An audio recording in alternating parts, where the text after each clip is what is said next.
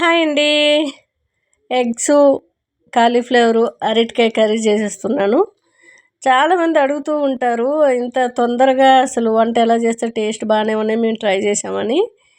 ఇలా ట్రై చేసుకుంటే బెస్ట్ అండి. నేను ఎక్కువసేపు అయితే కిచెన్లో ఉండబుద్ధి కాదు. వంట చేస్తూనే కుక్కర్లో అన్నీ పెట్టేసి ఏమైనా గిన్నెలు ఉంటే టకటగా కడిగేస్తాను. అలాగే మనకి సిల్వర్ ఫ్యాక్టరీ, స్టీల్ ఫ్యాక్టరీ లాగా గిన్నెలు కూడా ఎక్కువగా పేర్చుకొని అవి కడుక్కొని తుడుచుకొని ఉండే టైం కూడా ఉండదు.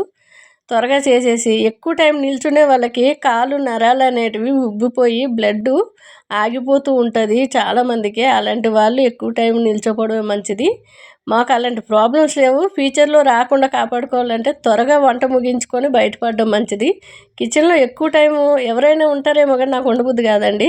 అందుకే నేను అన్నీ ఒకటే కుక్కర్లో పడేసి ఇలా గరిటతో రుబ్బేసి తినేస్తాం. టేస్ట్ అయితే చాలా చాలా బాగుంటుంది. ఎవరైనా ట్రై చేయకపోతే ఒకసారి ట్రై చేయండి, సూపర్.